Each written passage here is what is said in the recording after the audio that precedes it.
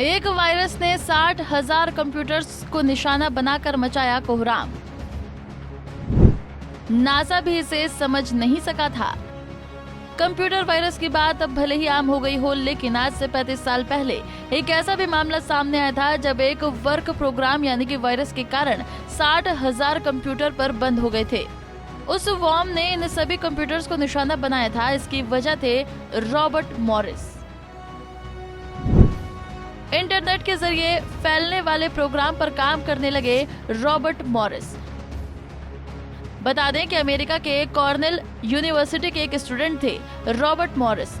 Morris Cornell आने से पहले हार्वर्ड यूनिवर्सिटी से ग्रेजुएट हुए थे और पूरी यूनिवर्सिटी में उनकी पहचान टेक्नोलॉजी एक्सपर्ट के तौर पर थी। उन्हें कंप्यूटर ऑपरेटिंग सिस्टम यूनिक्स में महारत हासिल थी। कॉर्नेल आने के बाद मॉरिस एक ऐसे प्रोग्राम पर काम करने लगे जो एक कंप्यूटर वॉर्म की तरह इंटरनेट पर फैल सके। मॉरिस इसे एक एक्सपेरिमेंट के तौर पर काम करना चाह रहे थे। MIT के कंप्यूटर को हैक करके छोड़ा वॉर्म। कुछ समय की मेहनत के बाद एक्सपेरिमेंट के तौर पर मॉरिस ने वॉर्म तैयार किया। उसका प्रयोग करने के लिए अमेरिका के जाने माने संस्थान मैसाचुसेट्स इंस्टीट्यूट ऑफ टेक्नोलॉजी को चुना।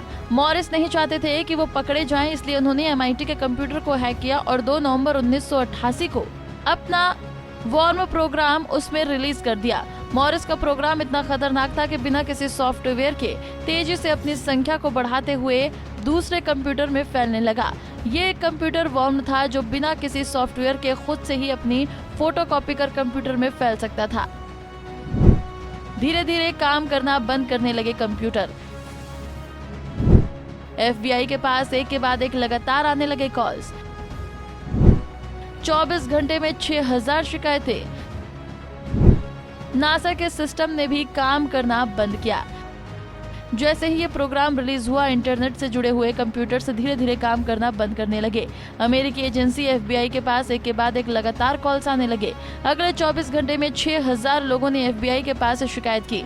NASA, Harvard, Princeton, John Hopkins से लेकर अमेरिकी मिलिट्री के कंप्यूटर्स ने भी काम करना बंद कर दिया। जब मॉरिस ने देखा कि उनका प्रोग्राम तबाही मचा रहा है, तो उन्होंने अपने एक दोस्त को कॉल कर बताया कि ये प्रोग्राम उन्होंने ही बनाया है। मॉरिस के दोस्त ने अनजान न्यूयॉर्क टाइम्स के एक रिपोर्टर को कॉल कर बताया कि इस प्रोग्राम के पीछे RTM नाम के एक शख्स जिम्मेदार है। RTM यानी कि रॉबर्ट टप्पन मॉरिस। मॉरिस का पूरा नाम। साथ ही ये भी बताया कि पूरा प्रोग्राम एक एक्सपेरिमेंट के तौर पर लॉन्च किया गया था और इसका मकसद किसी को नुकसान पहुंचाना नहीं था। FBI ने मॉरिस को गिरफ्तार कर लिया और ट्रायल में वो दोषी पाए गए। हालांकि उन्हें जेल नहीं भेजा गया, लेकिन उन पर फाइन लगाया गया और कहा गया कि वो 400 घंटे समाज सेवा करें। Bureau report, Punjab Kesari TV.